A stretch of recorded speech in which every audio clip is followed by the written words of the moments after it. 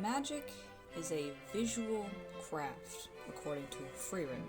Now, I absolutely use mainstream fantasy media and literature to inform the way I think about my own magical practice, because I find that a lot of that media and literature is directly informed by real-world magical and spiritual philosophies. For example, Full Metal Alchemist, you can obviously see all of the real-world medieval alchemical philosophies that influence the way that it works in the show.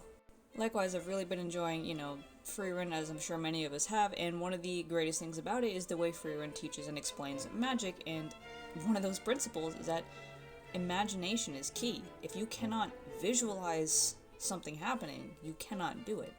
Spoiler warning for the show in general, but Ubil, right, this character has a cutting spell in which she was able to kill a test proctor that no one else could defeat because his cloak was basically an invincibility cloak. She cut right through it because obviously she could imagine cutting fabric and literally cut the guy in half. Everyone else thought it was impossible to get through his defenses, so none of them did. She did. And now I'm only using Loki's video as an example here of what I'm talking about. This isn't to throw shade at Loki or anyone else mentioned or anyone in the comments or anything like that. This is purely just as an example. But I do get, honestly, really concerned when I see things like this, when I see takes like this, and when I see people in the comments also just repeating very, black and white, hard and fast rules for magic. The second you believe that something cannot be done, you fuck yourself. It can't be done. For example, this comment here that deities aren't above the concept of magic.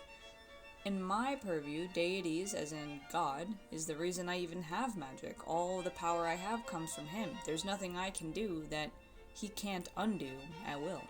There's nothing anyone else can do that he can't undo at will. And when we hold limiting beliefs about something like magic, we can very easily paint ourselves into a bit of a psychic corner, where suddenly things that maybe we could do, we are sitting here with this learned helplessness telling ourselves that we can't do, that now we need to go through all these steps, now we need to do all these things, blah blah blah, when in reality, all you really would have to do to break a curse is to deny the curse. That's it. Now, mainstream Christians are pretty much never right when they talk about witchcraft. However, when they talk about the dangers of witchcraft, this is a danger of novice witchcraft.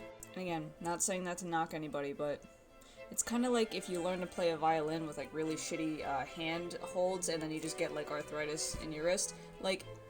Learn how to do things correctly, and by correctly I mean in a way that doesn't randomly leech you of your own power.